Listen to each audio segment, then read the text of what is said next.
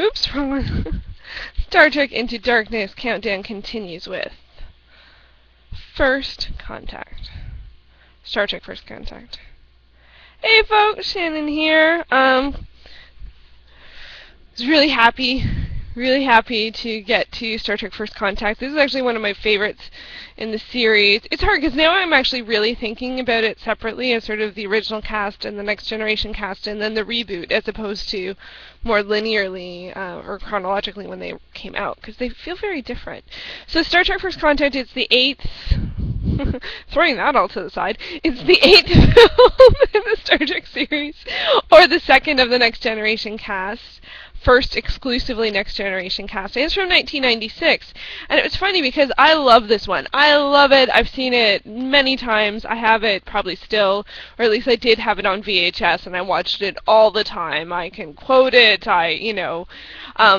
So yeah, really know it well. And then I was thinking about it because most of these I've talked about what my first memory of it, the film is, and I'm like, I actually do not think I saw this in the theater. And then when I looked up the year, and on the back here it says 1996, and that means I probably it's very unlikely that I saw this in the theater, because I have a blank. It's in my years where I wasn't watching movies at the theater almost at all.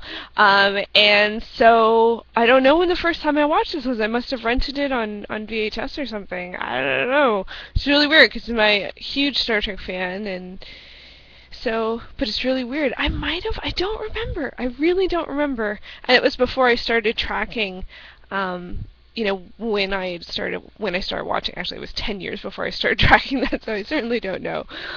I might actually go in through and look at some journals from that year and see if I happen to have a ticket stub stuck in there.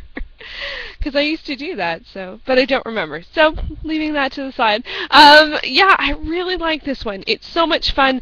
There's so much, it's one of those ones that gets a really magical blend of a really great story, really high stakes, fuses in some comedy in there, brings in some new blood, and all of it gels. And also, there's great tension for sure. Big bad, and also it brings it into the greater Star Trek universe, and that's, I think, one of the reasons for me this sort of stands above. And it's actually not dissimilar to Star Trek VI: The Undiscovered Country, which also brings in, uses a point of the history and dynamics of the Star Trek universe, and subtly negotiates around them in a lot of ways, and fills in some greater stories that you wouldn't know from just watching the series, and series and the films. So that's one of the things that I love about it. It also just feels like such a special thing for the fans, to be like, oh. And then of course I forgot that there were some cameos.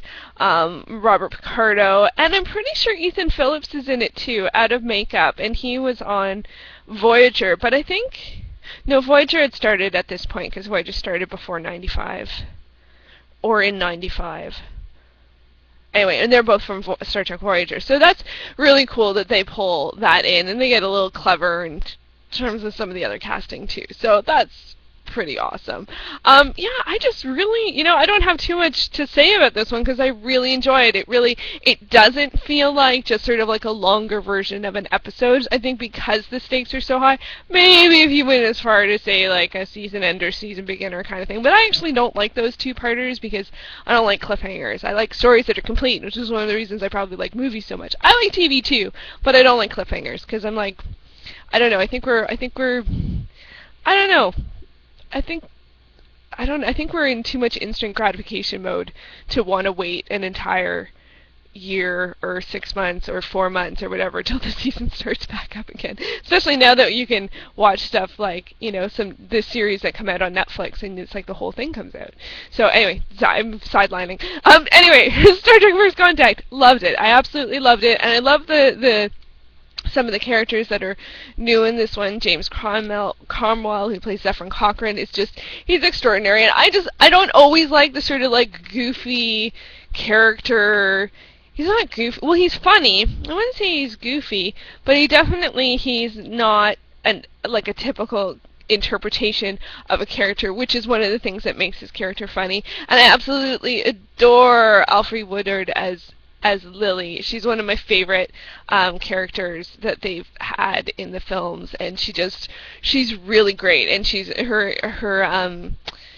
her scenes with Patrick Stewart as Picard are just amazing. And I think it's through those things that they sort of were able to bring in some character development to the cast that we know and love. If you're a fan of the series, bring in some character development while also bringing us the things we know and love about the characters. So we get a little bit more, but not too crazy more. We do on some characters, but not all characters. I think almost every character has something, that is new or different or, special, and then some get more time than others, and they even have, I totally forgot that they have different uniforms, and there's, of course, New Enterprise, and all those kinds of things. I'm like, oh yeah, but sometimes I only notice when I watch things in sequence. If I just decide, hey, I want to watch First Contact, I want to say, oh, this is the one with the, steel blue padded shoulder pads, and then I don't know how important that is.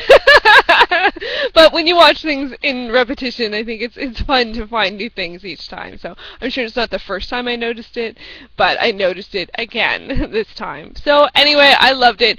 Great performances, great overall, encapsulating story in terms of this film on its own, as well as in the larger Star Trek universe as well. And I think in general, this one people like. This is one that people really, really like. And sometimes I find that can be because there's sort of a high stakes, big conflict, big bad kind of thing. And I don't always need that for a film, but for some reason with films like that, people tend to like them. So, and it's very accessible because it has its own story, and then sort of the added stuff, is sort of more for, it's like a plus 10 for the fans. Like, we just get a little bit more, but nobody feels left out because, the story we start with, I think you can understand it's on its own, and the more you know the characters, the more you'll enjoy the film. So I don't think anyone feels excluded. That's what I was trying to say. I don't think anyone feels excluded. Whereas some, series, if you walk in the 8th film, even or the 2nd film of one cast, it might feel a little like, I don't understand what's going on here. I don't think there's much of that. And they also, it's kind of that can often happen with the opportunity to explain to people what's going on in the film. It can also help in terms of the audience. So it's it's a pretty traditional device, but it works, and that's why it's a traditional device, and it does work. And for those of us that know, we're like, cool. And then if you're new, then you'll understand. And understanding, I think, is important, especially when it's such a large universe and stuff like that. So, but it's exciting, and it's got a lot of science fiction, general science fiction elements that we don't always see in Trek, so that was even an added bonus. Like, I even forgot some of the things, and so when I was watching, I'm like, oh yeah, this is the one with this, alright, yeah, so it's just like, that was really cool. And moments like that are awesome. So anyway, so that's Star Trek First Contact. I'm sorry I'm a day late getting this up. I was tired on Saturday, and I knew I wasn't going to make it through the movie, so I waited till I was more alert. Now we are on to Star Trek Insurrection, which I'm quite a fan of. And it messes up the whole, the even ones are better than the odd ones, for me, at least. I think there's one of mine. I like 5, too. I know that's not, that's slightly controversial. Or more than slightly. Anyway, Star Trek First Contact, woohoo! Fun times! Thanks so much for watching. We are getting closer.